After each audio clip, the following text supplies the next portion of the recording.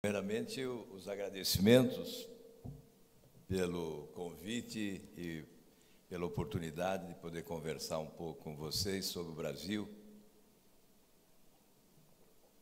num momento crucial para o nosso futuro. Esta deve ser, seguramente, a mais importante eleição desde a redemocratização do Brasil.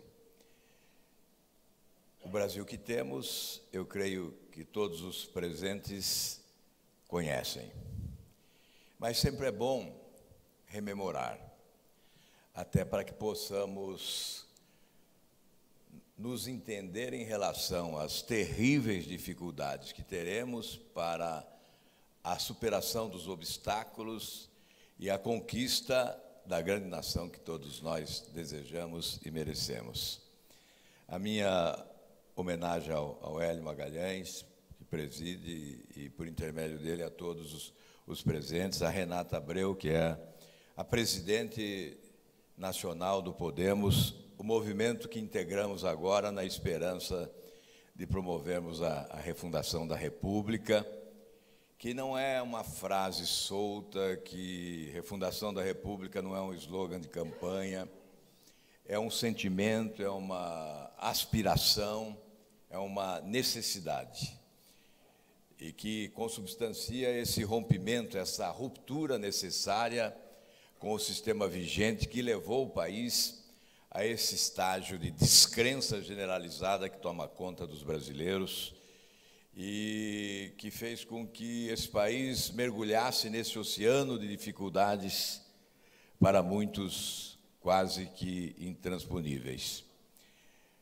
É bom rememorar um pouco alguns números que dizem de perto das nossas dificuldades. Nós temos um país extraordinariamente rico, com potencialidades econômicas exuberantes, com belezas naturais que fascinam a humanidade, mas vivemos contrastes gritantes, consequência da incompetência e da corrupção, o que nos obrigaria, como políticos brasileiros, a pedir perdão ao povo deste país pelo desperdício de oportunidades ao longo do tempo, que nos levou a esse estágio de atraso, de retrocesso, de subdesenvolvimento em relação a países emergentes que avançam muito mais do que o nosso. Vamos lá para alguns números. 40% do que é produzido no país circula pelos cofres públicos. E em apenas 2 itens, previdência e folha de pessoal, 65% desaparece.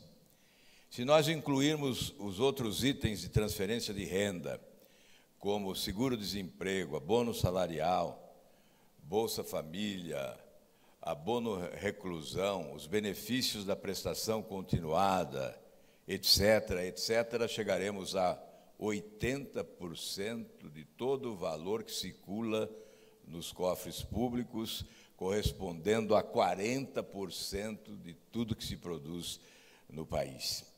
Se incluirmos mais 2 itens obrigatórios, saúde pública e educação, chegaremos a 90%.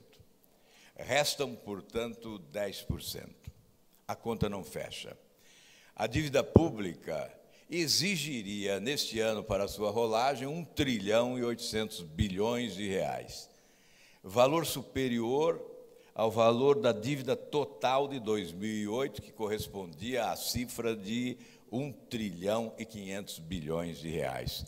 Hoje, em abril, 5,45 trilhões de reais, 75,9% do produto interno bruto. Afirmarão, há outras nações ricas também possuem endividamento superior. É verdade, há nações no mundo também endividadas, até mais endividadas do que o Brasil. Ocorre que investiram, celebraram certamente compromissos, assumiram dívidas, mas investiram produtivamente e alavancaram o crescimento econômico, o desenvolvimento. Não ocorreu com o Brasil. Os nossos investimentos foram insuficientes, foram insignificantes.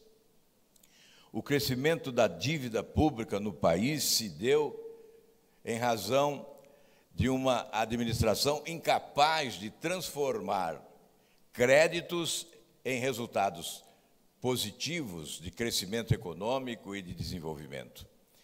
Enfim,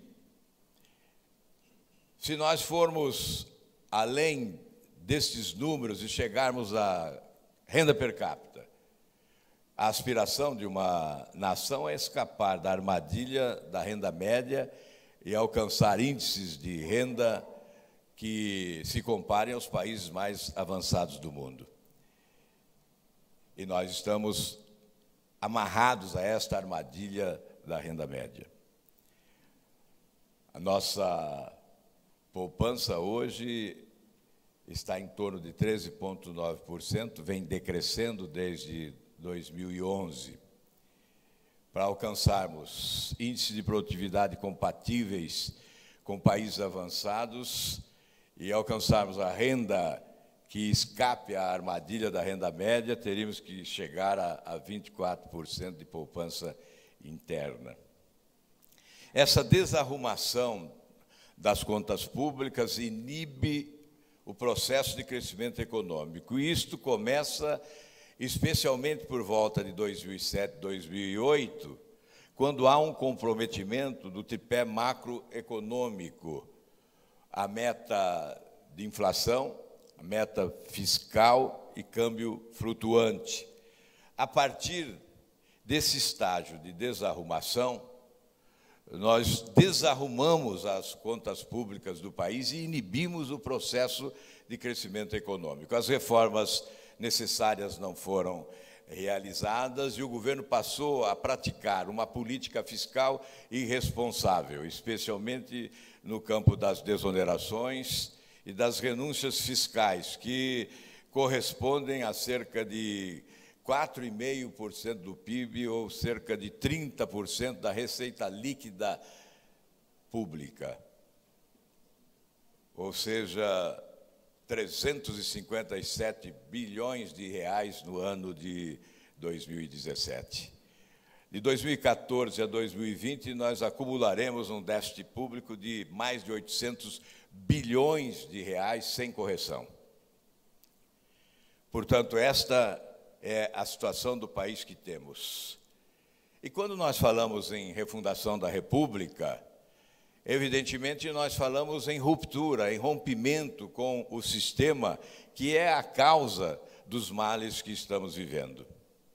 Esse sistema do aparelhamento do Estado, do balcão de negócios, do aparelhamento do Estado brasileiro com o loteamento dos cargos, da relação promíscua entre executivo e legislativo, especialmente, uma fábrica de escândalos de corrupção e a matriz dos governos corruptos e incompetentes, modelo este que foi institucionalizado em Brasília e foi transplantado para estados e municípios, distribuindo incompetência, irresponsabilidade pública e corrupção.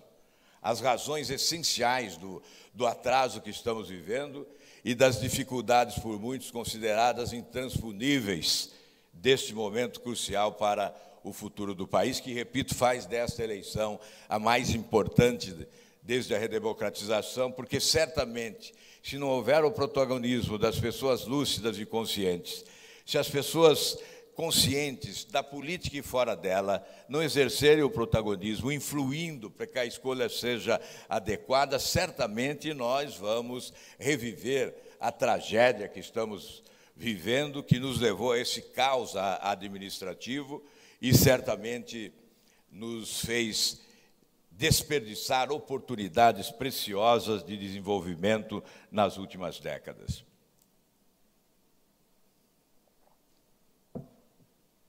A refundação da República passa por um novo comportamento em relação ao Estado de Direito, à legalidade democrática, porque nós sabemos que a atual República muitas vezes se parece com o Império. a sensação que passa a maioria do povo brasileiro é que o que temos é império e não república, porque uma minoria assaltou o poder no país, vale-se do esforço coletivo, do esforço de trabalhadores e empresários brasileiros para preservar os seus privilégios, os seus elitismos, em nome da República, abrindo portas para a corrupção na busca do enriquecimento ilícito. Portanto, esse é o sistema atual. Nós elaboramos leis supostamente para a preservação do bem, para a defesa do bem e para a condenação do mal. No entanto, as leis que elaboramos, muitas vezes elaboramos mal, outras vezes elaboramos bem, mas muitas vezes elas são ignoradas e outras vezes interpretadas ao sabor de conveniências e circunstâncias, certamente produzindo desigualdades de oportunidades, que é a causa das desigualdades sociais, que leva um país a conviver com esse contraste gritante entre as riquezas extraordinárias e a pobreza imensa, com 52 milhões de brasileiros abaixo da linha da pobreza, com 100 milhões de brasileiros sem acesso a esgoto sanitário, com 35 milhões de brasileiros sem acesso à água tratada. É verdade que a nossa república já nasceu com vícios de origem, com um vício de origem que significou um divórcio entre as instituições públicas e a sociedade, que levou o país a contemplar o desastre de Canudos, com a infelicidade de jovens, velhos e crianças, numa batalha que repercutia a reação popular contra o Estado brasileiro. E aquele divórcio que se celebrou durante Canudos, aliás, quase 120 anos já, 130 anos da República, e nós continuamos convivendo com determinados elitismos e privilégios das autoridades brasileiras.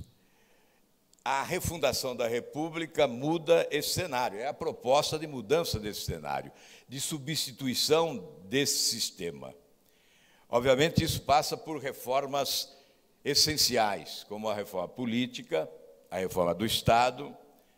A máquina cresceu, a máquina se tornou pesada e cara, incompetente e retrógrada, porque ela foi arquitetada para atender o fisiologismo daqueles que, à sombra do poder, deram sustentação aos governos nas últimas décadas. Esta máquina faliu. Ela tem que ser, obviamente, substituída por uma máquina mais enxuta, mais econômica, mais moderna, inteligente, eficaz, capaz de oferecer respostas às demandas sociais. Portanto, a reforma do Estado elimina paralelismos, superposição de ações, reduz o tamanho do Estado. É evidente que aquela frase, ela repercute a impressão que devemos ter. Menos Estado e mais sociedade. Ou, quanto maior o Estado, menos escolas, menos postos de saúde, menos policiais nas ruas, menos emprego, menos desenvolvimento econômico. Este é o raciocínio para a refundação da República, que valoriza o empreendedorismo. Porque a melhor forma de combater a miséria, é outra frase que gosto e não é minha, a melhor forma de combater a pobreza é valorizar quem produz. E a valorização de quem produz, num país em que é difícil organizar uma empresa, é difícil pagar impostos, é difícil exportar, é difícil importar, é difícil registrar uma patente, leva-se até 11 anos para o registro de uma patente, é difícil registrar um defensivo agrícola, leva-se até de 7, 8 anos para o registro de um defensivo agrícola. Portanto, a refundação da República passa paralelamente às reformas política do Estado, da Previdência, passa pela reforma tributária, que tem que ser a mais importante das reformas para melhorar o ambiente de negócios e promover o crescimento econômico sustentável. Diante desses três grandes desafios que se apresentam, o desafio fiscal, o desafio dos investimentos e o desafio da produtividade. Nós estamos distantes de países que avançaram e escaparam da armadilha da renda média em matéria de investimentos e de produtividade. Em matéria de investimentos e produtividade, na relação com os países desse conjunto de países de renda média, nós estamos em penúltimo lugar, à frente apenas da África em matéria de investimentos e antepenúltimo lugar em matéria de produtividade, à frente apenas de Sri Lanka e da Ucrânia. São desafios à frente. O desafio fiscal, que é urgente, a arrumação das contas públicas, e terá o presidente da República que convencer o setor privado que é possível descolar, num primeiro momento, do setor público para caminhar com as próprias pernas e crescer num ambiente em que, certamente, a desburocratização permitirá vantagens para investimentos, o combate à corrupção verdadeiramente rigoroso poderá mudar a imagem do país no exterior, fazendo com que os investimentos que se foram retornem, já que os grandes conglomerados escolhem para os seus investimentos os países com os menores índices de corrupção, e o Brasil sempre presente no ranking dos países mais corruptos do mundo, em lugar de destaque, desperdiçamos oportunidades preciosas de investimentos, de crescimento, de renda, de salário e de desenvolvimento. Certamente, um governo que combata com rigor a corrupção, melhorando o ambiente de negócios internamente, com a desburocratização, com a simplificação do modelo tributário, poderá voltar a crescer e alcançar índices de crescimento econômico compatíveis com as nossas potencialidades e com a grandeza do nosso povo. Certamente dirão das dificuldades. Como refundar a República nesse ambiente de descrença nacional? E eu entendo que um presidente da República não muda nada se ele não tiver competência para se comunicar com a sociedade e convencê-la de que as suas propostas de mudança são necessárias, imprescindíveis, inadiáveis e dizem respeito ao interesse coletivo. Um presidente da República, portanto, tem que ter coragem de propor, tem que ter ousadia para a proposta mudancista, tem que ter, portanto, capacidade de gestão, mas precisa se comunicar com a sociedade e convencê-la de que este é o caminho. Com o apoio da sociedade brasileira, certamente terá o apoio do Congresso, que não rema contra a correnteza. Dirão, esse Congresso é corrupto e não haverá grande renovação. Certamente não teremos grande renovação. O Congresso é corrupto? Há corrupção no Congresso. Há que se reconhecer. No entanto, há corrupção no Congresso porque do outro lado da rua está o corruptor. O presidente da República, tocando outra música, fará o Congresso dançar diferente e recuperar a sua imagem diante da sociedade brasileira. Certamente, um presidente com a coragem para mudar e com a capacidade de se comunicar e conquistar o apoio popular, terá também o apoio do Congresso para promover as mudanças inadiáveis. Chegou a hora do encontro do Brasil com a verdade. Aqueles que na política resistirem, certamente serão atropelados.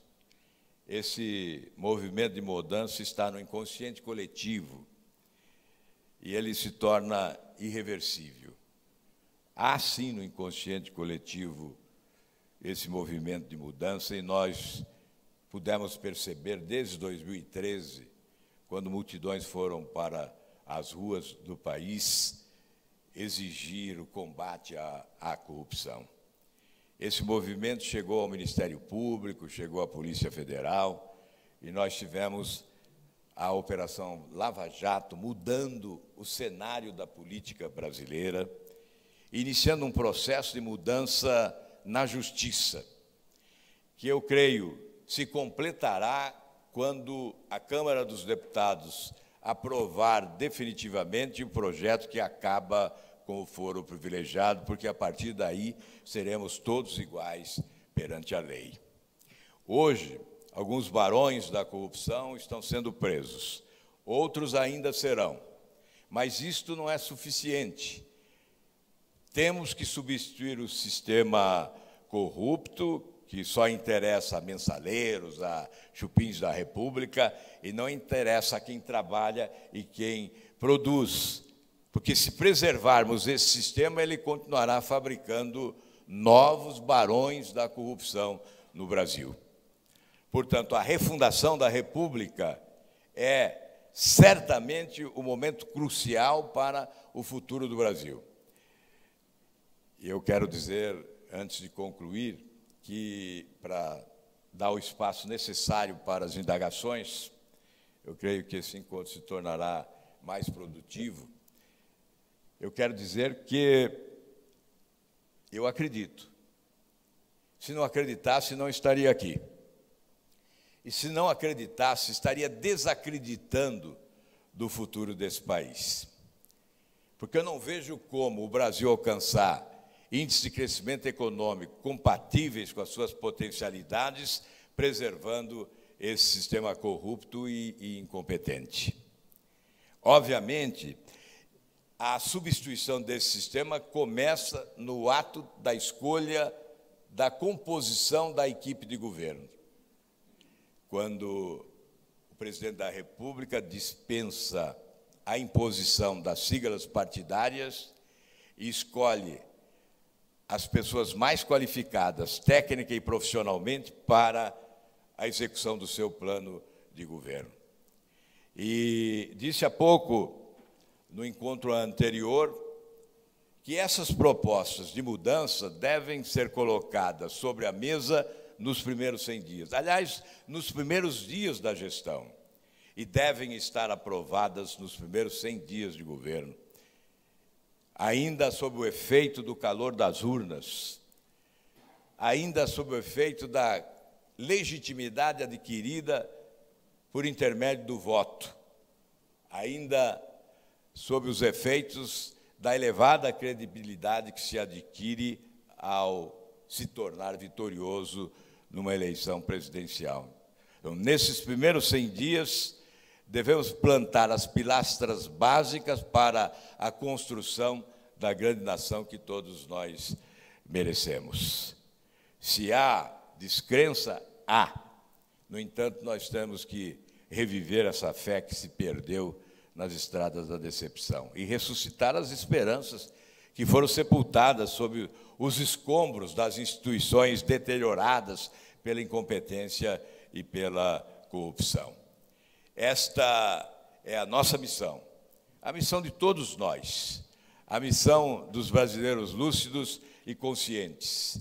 Um pacto nacional que reúna as pessoas de bem, onde não haverá espaço apenas para aqueles que jogam no time do quanto pior, melhor. Mas com um pacto nacional, com coesão e com destino, nós alcançaremos o futuro que todos nós desejamos. Nós não podemos desistir do Brasil diante das dificuldades presentes, porque há um futuro à nossa espera. Está certo, não será fácil, mas certamente com o encontro dos brasileiros de bem nesse pacto nacional será possível promover as mudanças que desejamos. São caminhos difíceis de caminhar, mas certamente caminharemos carregando nossos sonhos e nossas esperanças de mudança, de transformação, de reestruturação econômica desse país, de crescimento, de combate à corrupção, de reformas fundamentais para o avanço. O Brasil será a grande nação que todos nós merecemos. Eu me coloco à disposição para responder às questões que desejarem formular. Muito obrigado.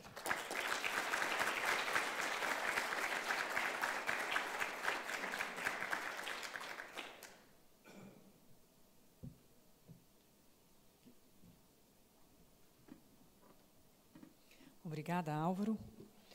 Chamar ao palco novamente, para começarmos a sessão de perguntas e respostas, a CEO da AmCham, Débora Vieitas, e representando o Brasil-US Business Council, o João Barroso.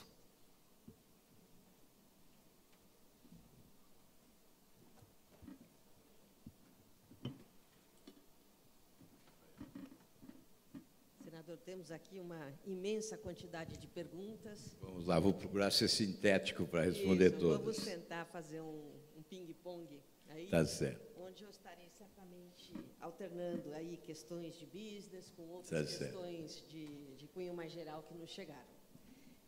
A primeira delas é a seguinte: se o senhor pudesse escolher apenas uma reforma para implementar no seu mandato, qual seria?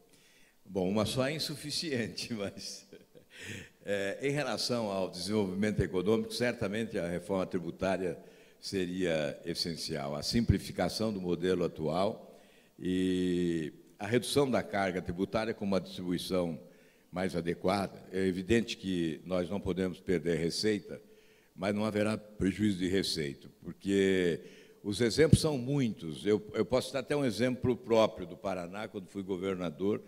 Nós reduzimos, havia uma grande sonegação na área de carne, e quando nós reduzimos de 17% para 7% o ICMS do setor, nós tivemos um incremento, um aumento de cerca de 300% da receita no setor. Eu tenho essa convicção: se nós reduzirmos a carga tributária, obviamente o modelo tem que ser progressivo, você tem que cobrar menos no consumo e mais na renda, você tem que simplificar esse modelo do IVA, né, do Imposto do Valor Agregado, ou do Imposto de Bens e Serviços, prefiro o IBS, Imposto de Bens e Serviços, que assume a posição de 5 tributos, não é? Eu creio que nós estaremos distribuindo melhor, quem pode mais paga mais, quem pode menos paga menos, e com a redução da carga tributária, a roda da economia vai girar com mais força. Com isso, o poder público vai arrecadar mais e a sociedade vai pagar menos impostos. Excelente pergunta, Débora. Eu queria só fazer uma complementação da sua resposta. A gente já teve propostas relevantes apoiadas pelo Poder Executivo em 95, 2001, 2006, 2008, 2016, e até hoje a gente não conseguiu ver uma reforma de fato aprovado. O senhor acompanhou várias delas como parlamentar. Como que o senhor pode garantir o apoio no Congresso, tendo, ao mesmo tempo, a sua proposta de refundar a República, enxugando o Parlamento, enxugando o Senado, reduzindo também do Senado, da Câmara, reduzindo os ministérios? Como que isso pode impactar na redução do apoio no Congresso para uma aprovação de uma medida, provavelmente uma emenda constitucional? Você tem razão. Há décadas fala-se em reforma tributária e ela não acontece. Por quê? Porque o governante teme perder receita num primeiro momento. Não tem visão estratégica de futuro. Se tivesse, essa reforma já teria sido realizada há muito tempo. É possível até que, no primeiro momento, se perca alguma receita, mas, seguramente, a médio e longo prazo, o governo arrecada mais.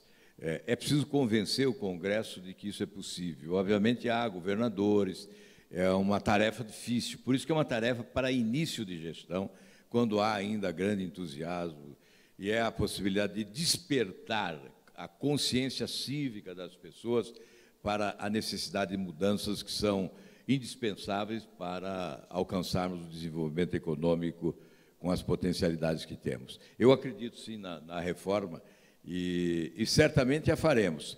O que ocorre é exatamente, o governo acha que vai perder receita. Hoje, por que não se insiste na reforma tributária? Há lá uma proposta na Câmara dos Deputados, o relator é o deputado Luiz Carlos Rauli.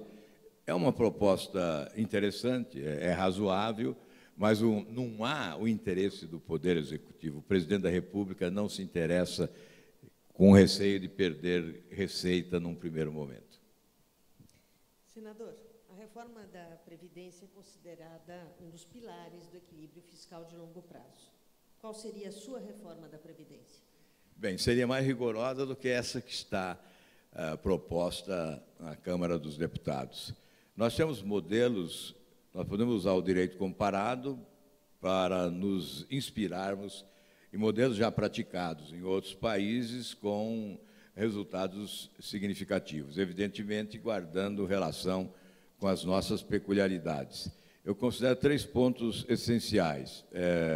A equiparação dos sistemas, sistema público e privado, a equivalência dos sistemas, a idade mínima para a aposentadoria. Nós estamos verificando que há, nos países avançados do mundo, não há quase que exceção a essa regra, né? Aliás, não há exceção a essa regra.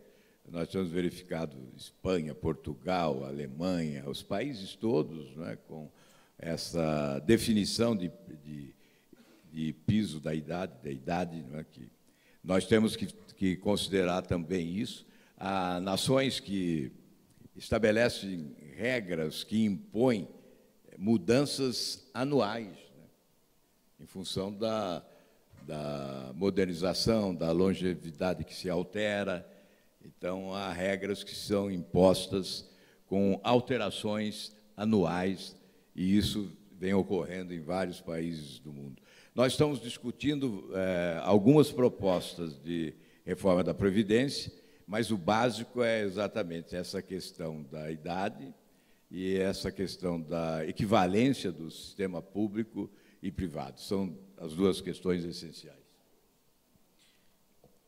Senador, uma outra questão que também custa muito caro, o senhor mencionou a defasagem do saneamento básico. Hoje a gente tem 35 milhões de brasileiros que não têm acesso à água tratada. Ainda em infraestrutura, a segurança viária não é muito diferente. A gente tem 80% de estradas não pavimentadas no Brasil. E considerando todo esse desafio, que é o financiamento de ações de infraestrutura pelo poder público, que são ações muito caras e de comprometimento, muitas vezes, de longo prazo, muito maior do que o próprio mandato, então é difícil do governante conseguir assegurar a implementação daquilo no longo prazo. Como é que o senhor entende que o Brasil pode superar essa fase de defasagem, ou começar, por isso demora, atraindo de que maneira fundos, captando de que maneira investimento para infraestrutura? Bom, primeiramente, a recuperação da capacidade de investimento do Estado, com a mudança de sistema e com todas essas reformas, que certamente recolocarão recursos no orçamento para investimentos produtivos. Estabelecendo as parcerias, né, público-privadas, considero essencial o investimento privado no setor de logística e infraestrutura no país, com esse modelo já praticado, mas praticado timidamente no Brasil, até porque governo sem credibilidade não atrai o investimento privado para essas parcerias. Creio que também nós podemos utilizar o BNDES. O BNDES tem construído aeroporto em Moçambique, metrô em Caracas, na Venezuela, o Porto de Mariel, em Cuba, hidroelétricas, estradas em outros países. O BNDES é um banco poderoso. Ele suplanta, por exemplo, em anos passados, o Banco da Coreia do Sul, o Banco do Japão, com recursos significativos para uma política de crédito que possa ser direcionada, obviamente, também para o setor de infraestrutura no nosso país. Acho que esse é um outro instrumento que nós temos que avaliar a conveniência de utilização. Portanto, além dos recursos próprios do orçamento da União, recuperado a médio prazo, nós teremos essas parcerias público-privadas, com a convocação do setor privado e com maior credibilidade do governo para a atração desses investimentos e certamente, a utilização deste banco, que é fundamental para alavancagem do crescimento econômico do país. Senador, na mesma linha, quando o senhor foi governador, o senhor teve que enfrentar a questão de segurança pública. Como é que o senhor faria para lidar com a questão e com a crise atual? Olha, eu creio que uma das razões centrais do crescimento da violência no país é a ausência de autoridade. Quando a autoridade não se impõe, a marginalidade se sobrepõe. E a violência cresce avassaladoramente, como cresceu no país. Quando se fala em tolerância zero contra o crime, contra a violência, fala-se em autoridade, em conferir autoridade a quem comanda a área de segurança pública, certamente motivando as providências mais enérgicas. Eu tenho um exemplo lá do Paraná que eu me lembro agora, logo depois que eu deixei o governo do Paraná, numa viagem aí do Rio de Janeiro a Brasília, um grupo começou a discutir, e aí essas pessoas chegaram a mim e disseram, desculpa, a gente estava falando de você ali, a gente estava discutindo, eram pessoas ligadas às seguradoras. Nós estávamos discutindo por que o Paraná era o terceiro estado em roubo de veículos quando você assumiu o governo e passou a ser o último estado em roubo de veículos ao final da sua gestão. Como representantes de seguradoras, eles tinham essa estatística. Aí disseram, nós chegamos à conclusão que foi a questão de autoridade. Quando se impõe a autoridade, os marginais buscam facilidade para operar em outras localidades. Então, certamente, essa questão da autoridade é essencial. Obviamente, nós temos que elencar aí recursos. Os recursos são insuficientes hoje. Em determinado momento no Senado, eu apresentei um projeto que obriga a aplicação integral dos recursos consignados no orçamento para a segurança pública, sob pena do crime de responsabilidade a que estariam sujeitos o presidente da República e o ministro da Justiça. Crime de responsabilidade implica impeachment. Por quê? Porque a execução orçamentária, nesse item também, era pífia. Havia o contingenciamento dos recursos para se alcançar o superávit primário. Esse projeto foi aprovado no Senado e ficou parado na Câmara até hoje. Na época, o ministro Mantega impediu que ele fosse votado. Então, há uma questão de recursos. É preciso recolocar os recursos no caixa da União para atender às necessidades. Vou dar um exemplo. Lá na faixa de fronteira, não há um sistema de inteligência para prevenir a criminalidade. As organizações criminosas atuam livremente, com muita facilidade, na faixa de fronteira. Contrabando de armas, tráfico de drogas, alimentando a violência em todo o país. Há lá o chamado CISFRON, né, que é um sistema de monitoramento na faixa de fronteira, que foi anunciado, mas que não se concretizou. Seriam necessários 12 bilhões de reais, o governo alega não possui recursos, e ele está no chão. Na verdade, havia um planejamento para conclusão em 2020 e se protelou agora para 2035. Estou citando isso como um exemplo. O governo alega falta de recursos. A faixa de fronteira no Brasil é de mais de 17 mil quilômetros, totalmente desprotegida. O tráfico de drogas, especialmente, é o grande mal, porque há informações de que mais de 80%, 80% ou mais por cento dos homicídios no país, dos crimes ocorridos no país, são decorrentes do uso de drogas. Portanto, isso é muito grave. Por isso, nós estamos propondo, inclusive, na nossa plataforma aí de candidato, nós estamos propondo uma frente de combate à produção e tráfico de drogas na América Latina, que estaria vinculada aí à Organização dos Estados Americanos. Certamente é fundamental combater a produção e o tráfico para reduzir o consumo, já que o Brasil tem sido também passagem, né, para o tráfico de drogas, que demanda outros continentes.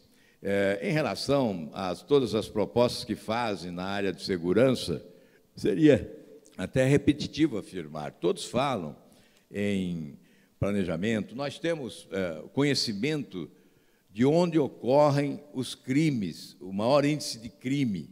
Sabemos quais os municípios e quais os bairros onde ocorre o maior índice de crime no país, e o horário e os dias, sexta, sábado e domingo, das 17 a 1h da madrugada. Portanto, o Estado brasileiro, o governo brasileiro, tem informações para se planejar no combate à criminalidade e não o faz.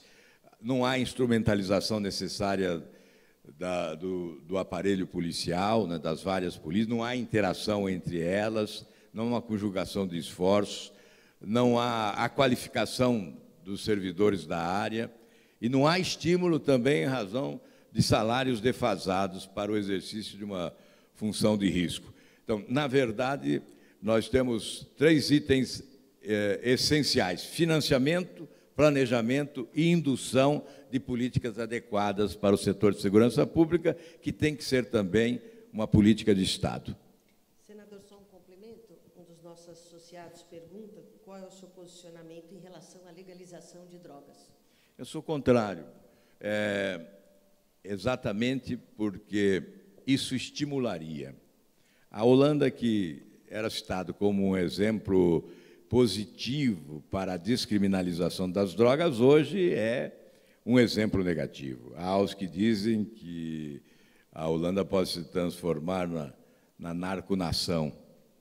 Enfim, pode existir exageros, mas especialmente no nosso país, nós não possuímos sequer os mecanismos adequados para serem ofertados aos dependentes do consumo de droga para a sua recuperação. E, certamente, a descriminalização seria um estímulo ao consumo.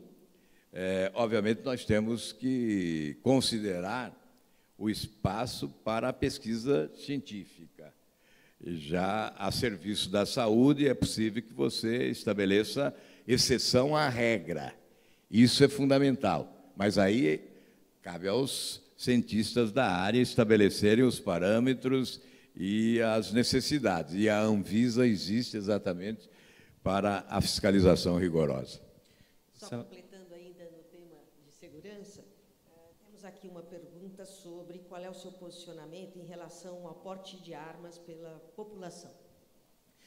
Olha, eu acho que nós devemos devotar grande respeito à soberania popular. E houve uma decisão de que o plebiscito decidiria a respeito. Tivemos um plebiscito, 63% dos brasileiros optaram pela revogação do artigo 35 do Estatuto do Desarmamento para possibilitar a venda de armas. E a alegação é a legítima defesa porque o Estado está ausente, não oferece segurança e o cidadão se julga, portanto, com o direito de se proteger.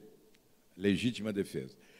Eu sou favorável ao respeito à decisão popular, à soberania popular. Então, flexibilização da legislação, obviamente, com normas rigorosas para estabelecer limites e responsabilizar eventuais exageros. É evidente que isso não exime a responsabilidade do Estado. Admite-se o uso e o porte de arma em razão do livre-arbítrio, a liberdade de escolha, a tal legítima defesa. Mas o Estado não se isenta da responsabilidade de oferecer segurança. Quem deve se armar é o Estado, quem deve se instrumentalizar é o Estado. Nós pagamos impostos para que o Estado nos defenda. Até porque esta política seria uma política elitista. 52 milhões de brasileiros que vivem abaixo da linha da pobreza certamente não possuem condições de adquirir uma arma. Então, nós temos que priorizar a instrumentalização do Estado brasileiro na defesa da sociedade. Se o senhor me permitir, são questões também correlatas. Há uma pergunta aqui sobre quais as medidas que o senhor tomaria para resolver o problema da desigualdade social e da pobreza no Brasil.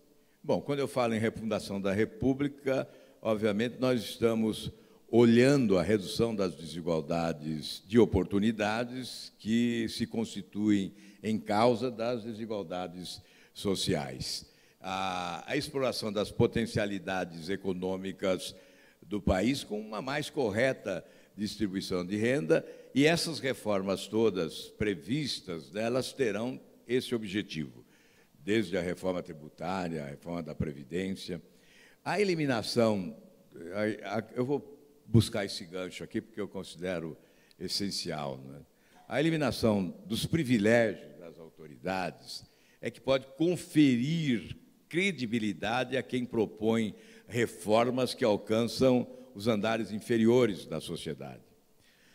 Eliminar privilégios das autoridades significa combater determinadas aposentadorias imorais, o chamado auxílio moradia, verbas indenizatórias e todos os penduricalhos que são adotados exatamente como complementação salarial das autoridades brasileiras.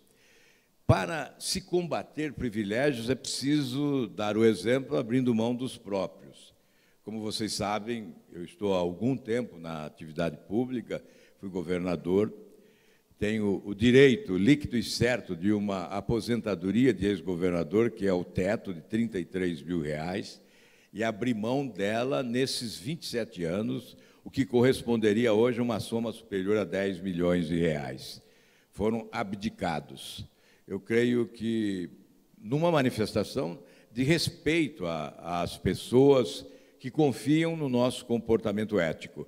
Aliás, é bom dizer, eu sou o único ex-governador do Paraná que abdicou desse privilégio da aposentadoria de ex-governador. Como abdiquei também do auxílio moradia, resido num hotel em Brasília, abdiquei de R$ 15.000 por mês de verba indenizatória para as despesas eventuais do mandato, apenas não pude abrir mão de uma parte da cota de passagem, que alguns consideram também como verba indenizatória, uma cota de passagem para o deslocamento do Estado até Brasília. Enfim, eu creio que aqueles que eventualmente apareçam como candidatos anunciando combater privilégios devem antes abrir mão dos seus próprios privilégios.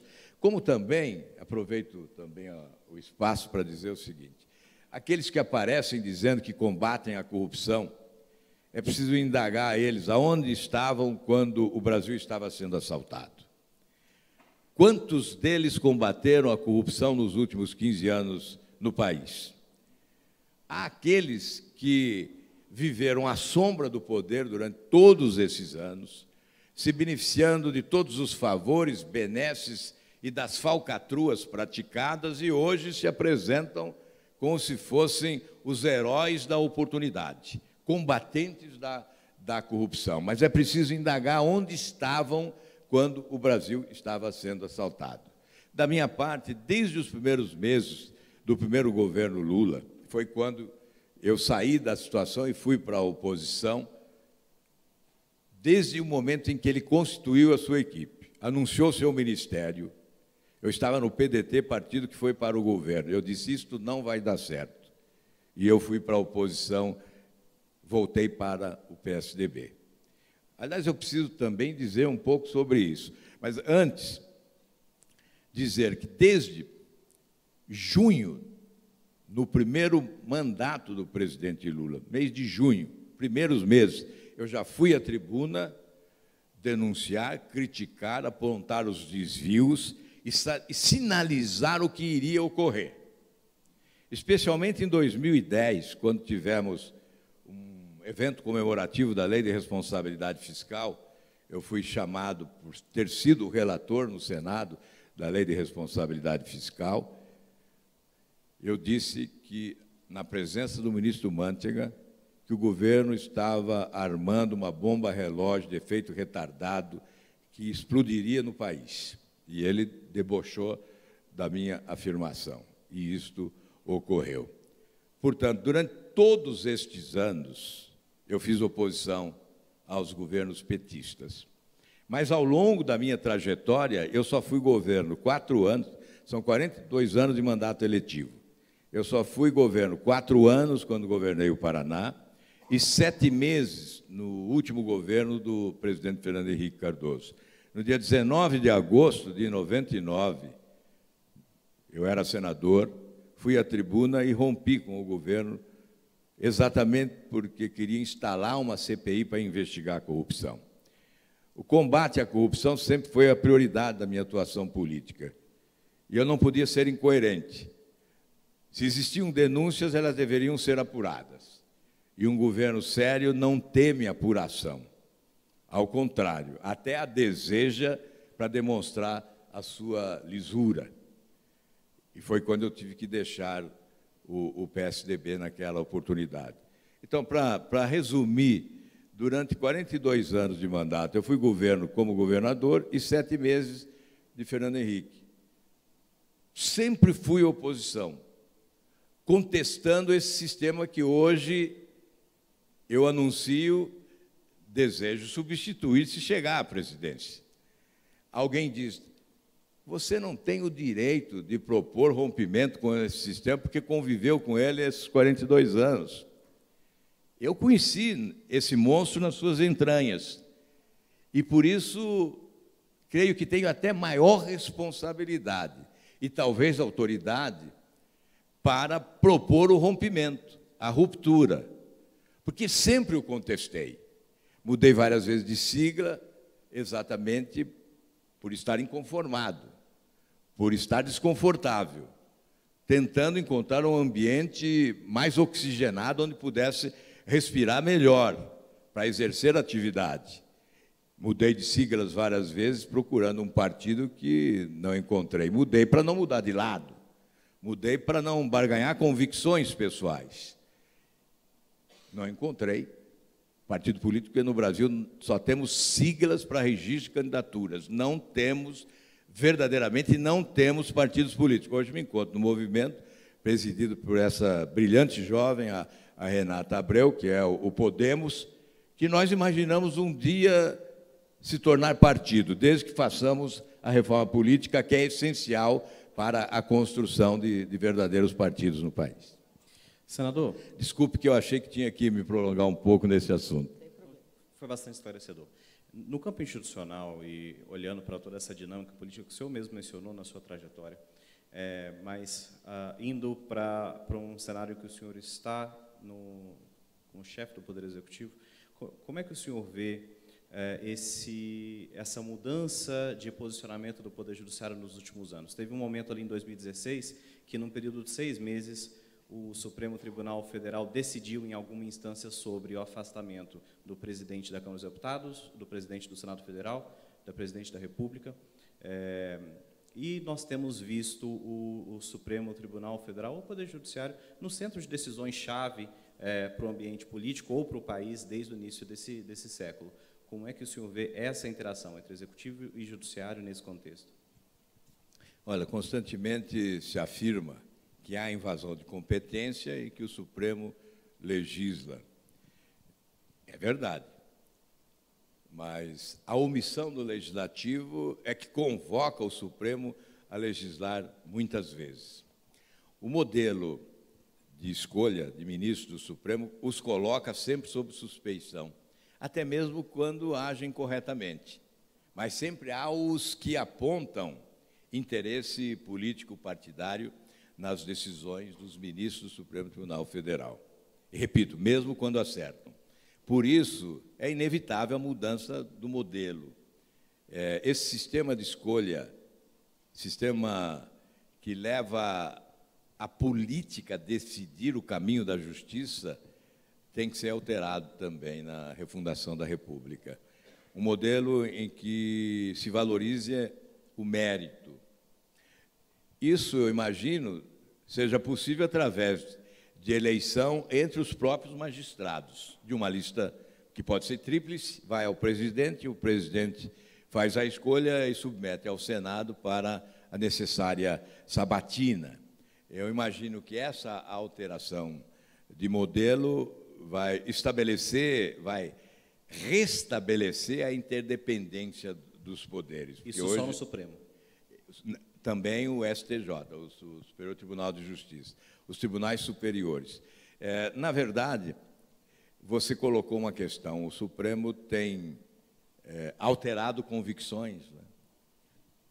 Em determinado momento adota uma decisão, em outro momento revê aquela decisão de forma muito constrangida e até envergonhada. E essa imagem ficou visível recentemente, quando se decidiu em relação a um senador.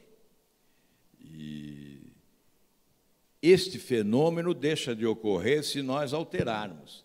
Porque, sem dúvida, quando há esse comportamento constrangido que leva juízes do Supremo a alterar suas próprias convicções, fica a suspeição da interferência política. Por essa razão, a necessidade de mudança desse modelo é inadiável e tem que ocorrer numa próxima gestão de governo. Senador, queria lhe fazer duas perguntas, uma pela área de saúde e outra de educação. Vou começar pela educação, onde recente pesquisa do movimento Todos pela Educação mostrou que a insatisfação do brasileiro com a qualidade da escola pública tem aumentado.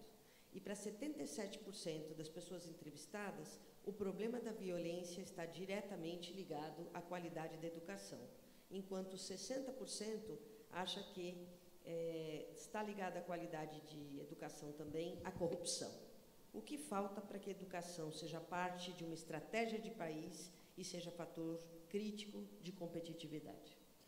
Eu fui relator do Plano Nacional de Educação no Senado, né, e, lamentavelmente, há um descaso em relação ao plano elaborado. Ele se tornou lei, no entanto, como disse antes aqui na minha exposição, lei para não ser cumprida. É apenas um plano de intenção, letra morta. Nesse plano, nós teríamos avanços consideráveis se fosse executado, 10% do PIB para a educação, etc. Creio que hoje, nessa linha de raciocínios que traz a pergunta, o investimento fundamental é na educação infantil.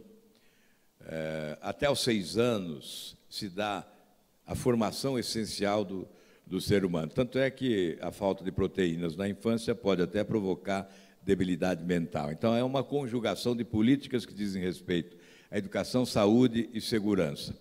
O investimento nessa primeira infância de $1 significa um retorno de 6 a 7 dólares. Eu já fui questionado sobre essa questão, mas é um dado que eu recolho de fonte autorizada.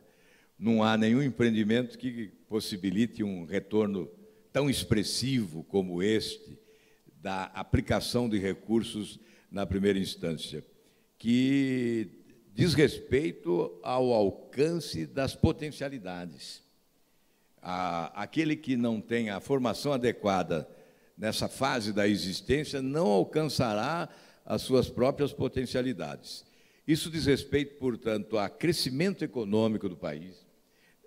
Antes disso, é claro, diz respeito ao desempenho escolar, né, na sucessão dos vários estágios da educação, diz respeito à qualidade do emprego, diz respeito a salário, diz respeito a crescimento econômico. Então, é essencial, e diz respeito à segurança pública, evidentemente, e à corrupção, à redução dos índices de corrupção. Então, é óbvio que esse investimento é essencial. Então, eu estou assumindo um compromisso de que a educação infantil será a prioridade número 1 no sistema educacional. Evidentemente, nós temos que decidir que escola nós desejamos. A escola almoxarifado, que armazena as informações, ou a escola que estimule a reflexão, que motive o jovem a decidir o seu próprio destino. Evidentemente, a escola não pode ser esse aparelho ideológico que alguns desejam. E isto, a partir da administração federal, com os livros didáticos, isto não. Mas nós temos que estimular a reflexão nas escolas. E esta reforma educacional tem que partir exatamente desta decisão, a escola que desejamos para o nosso país. Em seguida, a educação infantil, nós temos que investir no ensino fundamental com tempo integral e com foco especial no ensino técnico. Obviamente, sem descuidar do ensino superior, É por isso que, quando se fala em 10% do PIB para educação, não se exagera. Nós temos que chegar lá, senão não teremos as condições. Mas, como, de resto, em todos os setores da atividade pública no Brasil, o que tem ocorrido é a má aplicação dos recursos públicos. Recursos públicos destinados para a FIES, para a ProUni, e muitas vezes desperdiçados. O contribuinte pagando por vaga não preenchida nas universidades. Isso nós já investigamos, já constatamos largamente. Nós estamos desperdiçando talentos porque pesquisadores fogem do Brasil, já que as bolsas pagas pelo CNPq são insuficientes e são pagas muitas vezes com atraso, o que desestimula a pesquisa no nosso país, e nós estamos perdendo talentos. Então, a revisão dos orçamentos é essencial, com o estabelecimento de prioridades com mais competência. Senador, no campo da saúde, primeira pergunta. O senhor acompanhou que na Câmara de Deputados da Argentina, na semana passada, aprovou a descriminalização do aborto. Qual é a sua posição a respeito? Em relação ao aborto, eu acho que o Brasil é um país de crenças, de religiosidades que são acolhidas e devem ser respeitadas. Eu creio que a legislação atual é suficiente. Podemos fazer alguns ajustes mínimos, mas eu creio que é insuficiente, porque ela já estabelece as excepcionalidades, né, do aborto diante de casos de estupro, ou quando há risco de vida para a mãe, e também em relação aos fetos encefálicos, já houve uma decisão do Supremo Tribunal Federal. Então, eu prefiro preservar a atual legislação, se bem que considero isso não ser o papel do presidente da República. Não é? Eu acho que o presidente da República, neste caso, tem que delegar à sociedade se houver alguma decisão que contraria a sua percepção e a sua opinião. Senador, o senhor acha que o SUS, tal como nós o conhecemos hoje, é sustentável a médio e longo prazo? Eu creio que é um bom programa mal executado. Falta gestão competente. Nós temos problemas seríssimos, né, em relação ao financiamento, né, do SUS. Creio que a orientação técnica é essencial, porque a execução da política de saúde está entregue aos municípios brasileiros e aos estados brasileiros. Então, não me cabe, como candidato a presidente, dizer que eu vou promover determinados programas na área da saúde, já que não sou o responsável pela implementação desses programas, mas cabe ao presidente da República colocar a União como sócia nesse empreendimento. Então, a partir do financiamento e, obviamente, da orientação técnica. Os quadros técnicos do governo da União são superiores a quadros técnicos dos municípios brasileiros. Então, essa orientação técnica, essa qualificação, podemos trabalhar também em parceria, por exemplo, criando, em substituição aos médicos cubanos que vieram para o Brasil, criando uma carreira de médico federal para atender nesses municípios mais distantes do país. Uma carreira típica de Estado, integrada por médicos que se disponham a trabalhar nessas localidades distantes. Há que se estimular o médico de família, os hospitais regionais são importantes para a economia, né, na aplicação dos recursos públicos em saúde, privilegiar, obviamente, priorizar o atendimento básico de saúde, né, a prevenção. São questões que, obviamente, cabe ao governo federal participar como sócio, né, sobretudo no campo da orientação e no repasse dos recursos necessários, mas nós sabemos que a execução hoje está entregue descentralizadamente, como deve ser, aos municípios brasileiros. Alguns municípios chegam a gastar hoje 38% dos recursos do seu orçamento em saúde pública. O senhor falou em gestão, e mais cedo o senhor falou, agora em gestão de saúde pública, mais cedo o senhor falou em estabilidade. Queria fazer uma pergunta também institucional, olhando um pouco para a economia.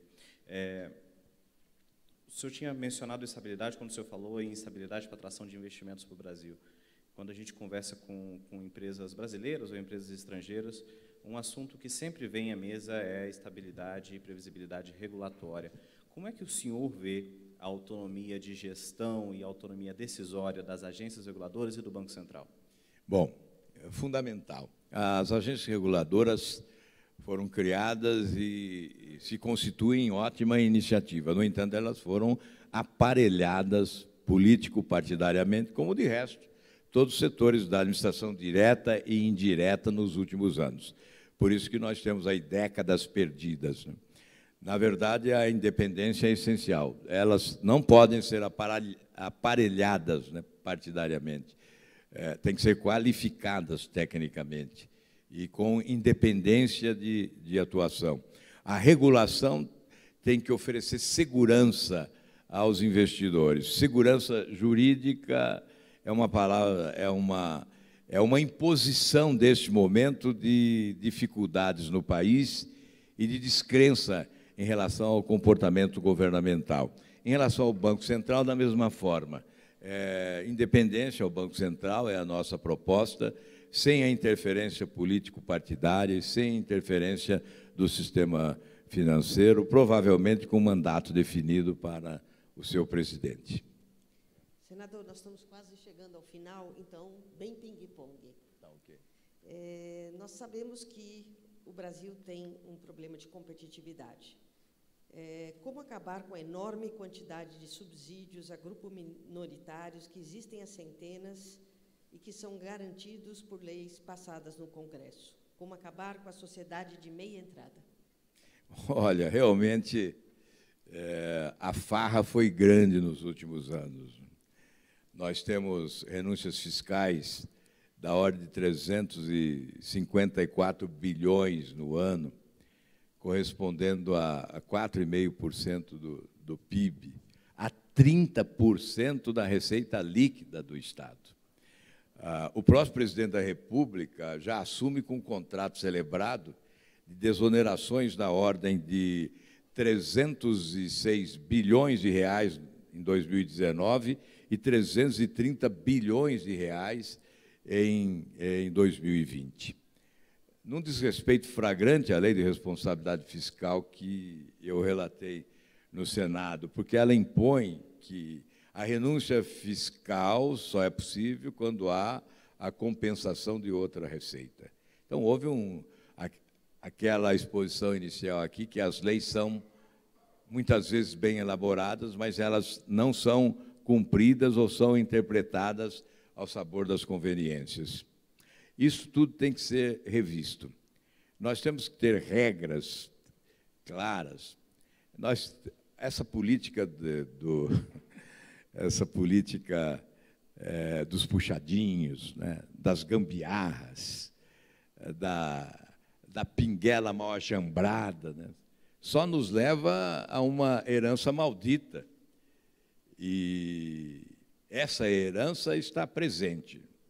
Então, são os refis, são as anistias, são as desonerações pontuais, localizadas, inclusive fazendo cortesia com o chapéu alheio, porque desoneram sem consultar os municípios, que são os prejudicados, já que na constituição do Fundo dos Municípios, do Fundo dos Estados, né, são recursos que faltam, que se ausentam. Então, o governo da União repassa os encargos e retira os recursos, ao invés de repassar recursos compatíveis com os encargos transferidos, acaba ainda retirando recursos que estão programados para atender às novas demandas. Então, esta é a desorganização que levou o país a esta situação. Quando nós falamos em acabar com o privilégio de autoridades, é porque nós entendemos que é possível regular. Alguém que vai fazer um concurso de juiz deve saber qual é o salário que receberá, sem os penduricalhos.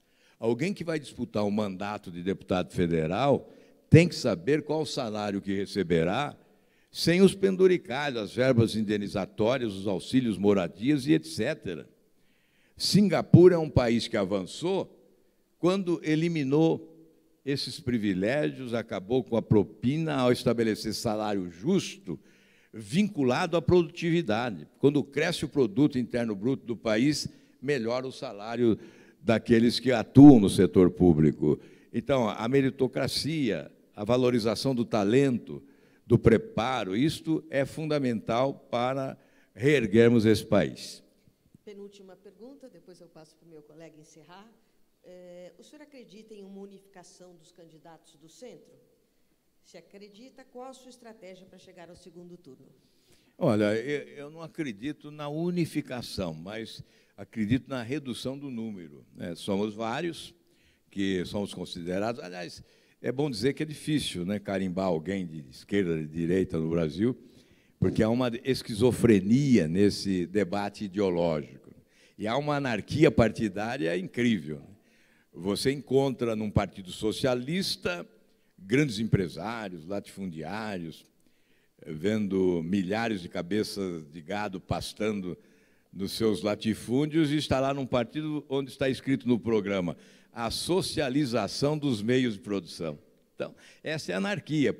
É por esta razão que eu tenho dito, e muitas vezes alguns colegas da política não gostam, eu tenho dito que nós não temos partidos no Brasil. Não temos partidos programados. Então, é essa anarquia. Fica difícil você carimbar alguém de esquerda, de direita, de centro, mas há a possibilidade da redução do número de candidatos daqueles considerados ao centro, né? Não creio que fiquemos resumidos a um só, né? É possível que dois permaneçam, em função das contradições presentes, né? Porque, olha, vamos aqui com toda franqueza, 3 grandes partidos no Brasil estão extremamente rejeitados pela população: PT, PMDB e PSDB. Mas, certamente, há partidos que não abrem mão da primazia de ter o candidato próprio. Eu creio que o PSDB não abrirá mão. E não haverá confluência de todos para o PSDB. Por isso, eu imagino a possibilidade de, pelo menos, 2 candidaturas ao centro. Uma que representaria segmentos à margem do PSDB e a outra representando o próprio PSDB. É evidente que tudo pode acontecer. Quem sabe o PSDB desista de postular a presidência, reconhecendo que já perdeu 4 eleições e vai perder a 5ª. Então, quem sabe ele desista agora. Mas não creio que isso venha a ocorrer. Eu tenho que trabalhar com a realidade, né? Agora, em relação à minha posição, esquerda ou direita, centro, obviamente eu me considero de centro, porque imagino ser importante recolher o que há de melhor à direita, e eu aqui na minha exposição já coloquei vários valores que são considerados à direita: enxugamento do Estado, modernização, aplicação correta dos recursos públicos, relação custo-benefício dos investimentos, transparência, controle, fiscalização e controle dos gastos públicos, valorização do empreendedorismo, desburocratização, facilitação dos investimentos, a melhor ambiente de negócio com atração de investimentos externos, parcerias públicos-privadas, privatização de empresas estatais. Tudo isso vem do campo da direita, considerado do campo da direita, né? A boa regulação, a segurança jurídica, enfim, isso tudo vem da direita. Mas nós temos também alguns valores da esquerda que devem ser recolhidos, né? Como, por exemplo, um sistema progressivo tributário para facilitar uma melhor distribuição de renda. Nós podemos manter programas sociais em razão da pobreza imensa, 52 milhões abaixo da pobreza, mas um Bolsa Família, por exemplo, deve ser visto como investimento e não como despesa. A fase de qualificação para a mão de obra, a fase de transição para o ingresso no mercado de trabalho, com programas de qualificação de mão de obra como exigência para o usuário receber os valores referentes da Bolsa Família. e depois uma fase de transição em que empregado, com a sua carteira de trabalho assinada, ele continuará recebendo os valores do Bolsa Família durante cerca de 2 anos, para que ele se sinta estimulado em ir, sem receio de ter que voltar. Porque se eventualmente ele tiver que voltar, ainda ele retorna. Mas seguramente, com a possibilidade de exercer a cidadania na sua plenitude, ele não retornará ao Bolsa Família. Então, essa é uma porta de saída importante. Isto, Bolsa Família, por exemplo, alguns consideram da esquerda, mas os países capitalistas do mundo, inclusive com governos de direita, também aplicam esse tipo de programa de transferência de renda, inevitável em fase de transição, enquanto o Estado não tiver a capacidade, a competência de oferecer oportunidades de vida digna a todos. Senador, o senhor é graduado em História e a gente aprende sempre a olhar a nossa experiência, ou a experiência alheia, para trás, para poder tomar as nossas decisões. Baseado no seu entendimento do país e como o senhor enxerga a nossa República, quando o senhor fala em refundar a República, considerando esse contexto que nós temos hoje de mais de 30 partidos políticos, mais de 20 com representação no Congresso Nacional, qual que o senhor entende que vai ser o grande desafio de aprovar uma medida tão profunda com os mesmos partidos políticos e com esses mesmos múltiplos partidos políticos para votá-la? Olha, o desafio da comunicação. Eu acho que tem que ter gestão, competência de gestão, coragem de propor as mudanças, mas sem comunicação competente não se vencerá esse desafio, porque a descrença é generalizada. Então, o grande desafio é convencer a sociedade de que essas propostas são inevitáveis, mesmo quando elas desatendem determinados interesses localizados, mesmo quando há eventual prejuízo circunstancial ou transitório. Então, esse convencimento eu considero essencial, exatamente para que se possa inverter a lógica atual, que o presidente da República vai primeiro ao Congresso, tentar corromper o Congresso para aprovar o que tem para ser aprovado, e depois é que vai à sociedade, aí perde o apoio. Nós temos que inverter, primeiramente, indo à sociedade, convencendo-a da correção dos procedimentos adotados, da importância daquelas medidas, para depois, então, irmos ao Congresso e convencer os congressistas. Muito obrigada, senador. Aliás, só para dizer também que foi até um alerta que a Renata Abreu me fez, é que nós temos condições de estimular congressistas a apoiar o governo sem balcão de negócio. Há outras formas de valorização dos congressistas. E, quando governador, eu atuei desta forma. Não havia indicação de deputado para secretário de Estado, chefe de polícia, diretor de escola. Ninguém indicava ninguém. Eram escolhidos os melhores para cada lugar. É como se pretende na República, escolher o melhor para cada lugar. Quem é o melhor ministro da Economia? Vamos buscá-lo. Não importa de onde ele vem, de que partido, se é de partido ou não é, se apoiou ou não apoiou, tem que ser o melhor. Assim nós fizemos no governo do Paraná, por isso concluímos com 93% de aprovação. E tivemos o apoio sempre integral da Assembleia. Por quê? Eles também levavam vantagem com a eficiência do governo, vantagem política, não é? É evidente que, se um governo é apoiado maciçamente pela população, o parlamentar não vai ficar contra, não vai remar contra essa correnteza. Então, queria não só agradecê-lo, mas também a presença da Renata Abreu, Mulheres na Política, também não deixa de ser muito importante, e desejamos sucesso. Muito obrigado, eu que agradeço. Muito obrigado a todos.